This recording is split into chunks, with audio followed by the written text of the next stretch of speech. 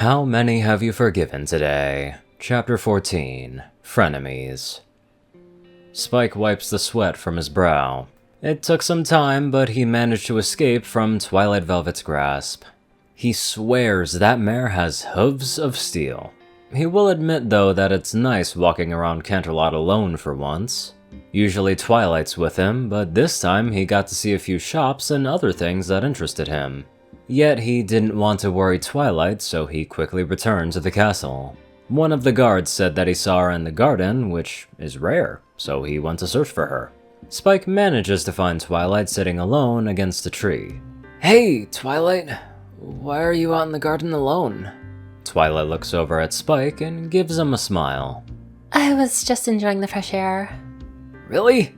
Seems kinda boring. Well, I wasn't alone the entire time. I spoke to Blood for a while, but he had to leave after a bit. Spike gives a nod at that. Yeah, that makes sense. He usually hangs out in the gardens. That causes Twilight to raise a brown question. Do you know him? Sure do. We used to play a lot when I first hatched. Even when I started to grow, we hung out a lot. He's a nice pony. A bit odd, but nice. Twilight will admit that he is indeed a nice pony. Far different from what she's heard from Rarity, but she's also surprised to hear that Spike knew him for a long time. Who else does he know? Twilight feels her thoughts focus. Does Spike know Anon? Surely they've spoken to one another when Anon lived with them, but how well does he know him? Spike? Yeah? Did you and Anon ever get to know each other? Twilight notices Spike's smile slip some. Yeah. We used to talk a lot about Equestria when you had to go and do element stuff. Then after he moved out, he didn't seem the same anymore. He would stop by when you were gone to pick up a few books, but he always seemed really jumpy and almost afraid to be in the library. Twilight winces at that. He was probably afraid that she would come back at any moment. Twilight can feel a sickness inside of her from the very thought of what she did nowadays. It's probably a fraction of what Anon feels. Was he fun to talk to? Twilight can feel her eyes gloss a bit. Yeah. He would talk about weird stuff from his world, like how the sun moves on its own. He also told me about some of the cool things that they had, like a small device that could play music on the go. Twilight vaguely remembers those talks that she used to have with Anon. It all seems so fuzzy to her now.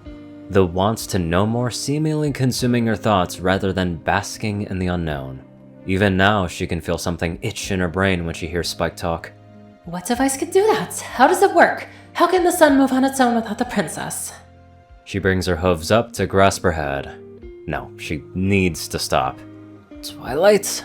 Are you alright? Twilight didn't even notice the wetness on her cheeks as a few tears fall onto the grass below her. She removes her hooves from her head and quickly wipes her tears away. Sorry, Spike, I have a bit of a headache. Must be pretty painful to make you cry. Yeah, it is. Should we go see the doctor? Twilight shakes her head with a smile. It seems like only Spike is there for her nowadays. Even through all of this, his thoughts of her haven't changed. Then again, she hasn't found the courage yet to tell him the entire story. She's honestly afraid of what he might think. She knows that it has to happen eventually, but that doesn't mean it has to happen now. I'll be fine. I think I should get back to studying. If you say so. Twilight gets up, and Spike jumps onto her back. So, what are you gonna study today? Well, I haven't learned enough about body language yet, so I think I'll start there. What are we waiting for? While Twilight has a smile on her face, she also can't forget why she's here. It's not going to be easy, but it must be done. She just needs to take this one step at a time, and with enough patience, she'll be able to earn Anon's forgiveness. Gilda is waiting for just the right moment to strike.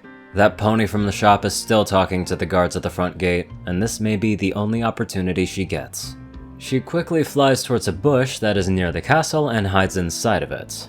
Now all she needs to do is find out where that creature is. She fully intends to hear about what happened in Ponyville, but first, she has to find it. Gilda peeks out of the bush and quickly moves to another. This should be easy. Hey! Gilda freezes in place. Maybe that was just in her head. What are the chances someone spotted her already? I can see you. The voice speaks up. Gilda clicks her beak in frustration. How did she get caught so fast? Hiding is pointless, so she leaves the book and finds a weird-looking pony standing there dressed in full armor. Gilda sits on her rump and raises her paws in the air. You got me. She admits. I thought griffins were graceful on their paws. Guess you were the exception. Gilda feels her left eye twitch at that insult. Oh, that's rich coming from a freak. Gilda replies. In bed. Blossom adds with a chuckle. So, answer me this, Twinklepaws. Why did you decide to sneak into the castle today? You a reporter? Gilda can already feel how different this pony is, not only in how she acts, but also her demeanor. She speaks calmly, but Gilda can sense a certain danger that is present, as if she's ready to fight at a moment's notice. Gilda needs to play it cool. This isn't a normal pony. I'm here to see a friend. Gilda says. Blossom feels a smirk cross her lips. I'll pretend that you didn't just lie to me. Last chance before I break your wings in 8 places. Gilda feels a chill run up her spine.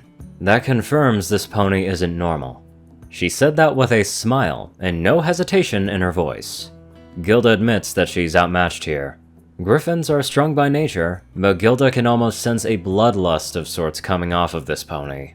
Add to the fact that she knows when Gilda's lying just makes this all the more challenging. So with a heavy sigh, she does something that she wouldn't expect. She tells the truth.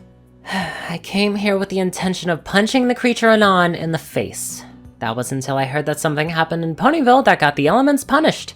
I want to know what happened, and I won't stop until I get that creature to tell me everything. There's a bit of silence in the air. Gilda can only stand her ground as the pony sizes her up a bit. It feels like an eternity has passed as they have a showdown. What happens next is too fast for Gilda to see. All she feels is something plow into her, knocking her back into the bush. She was hit so hard that her head is left dazed. "Captain Midnight!" a voice calls out. Captain Armor? Blossom replies.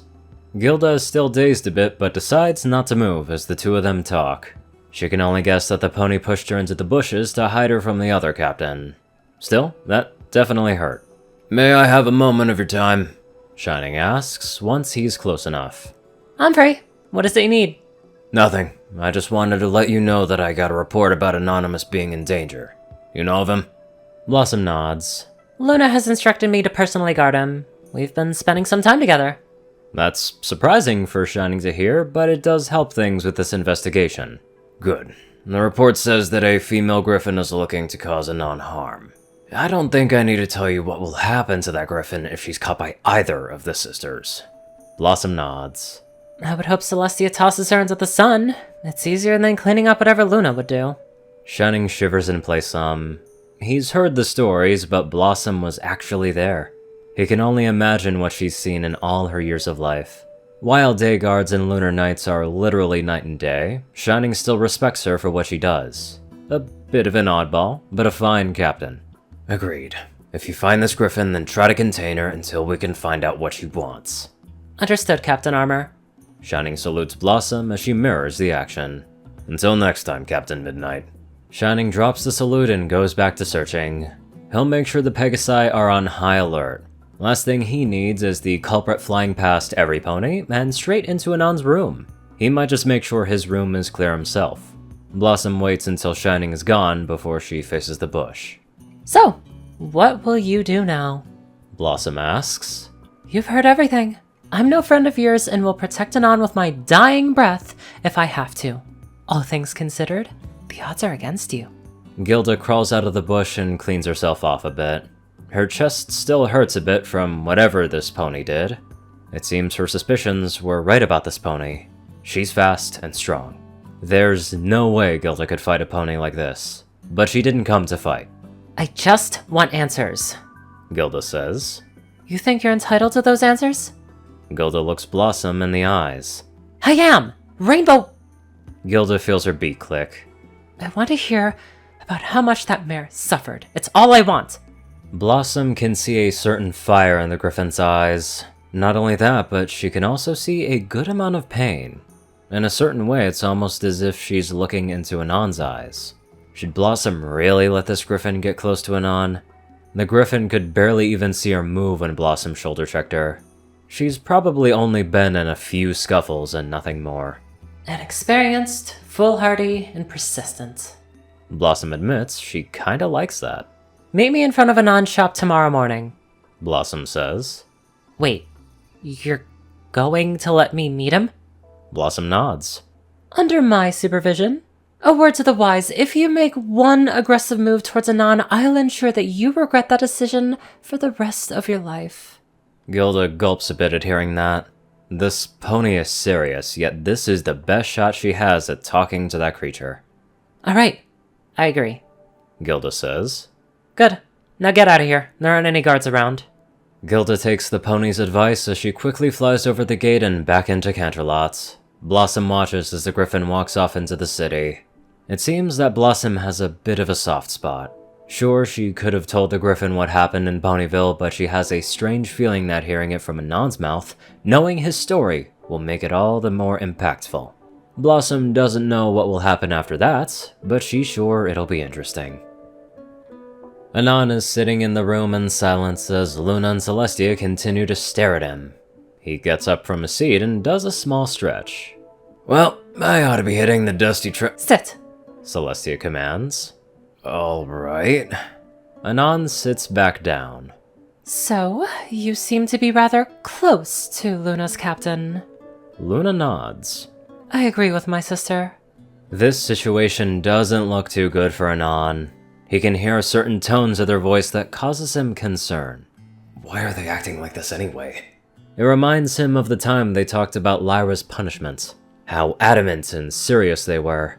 He doesn't know why, but he needs to ensure that Blossom doesn't come to harm over nothing. Well, she's a nice pony. Can you blame me? Do you know what a stud is? Celestia comes in. Yes, Tia, I know what a stud is. Does she know something about you that we do not? What? The thought alone is enough to make Anon pause. His mind is thinking of Nightmare Moon in a more intimate manner. Why her? Stupid brain.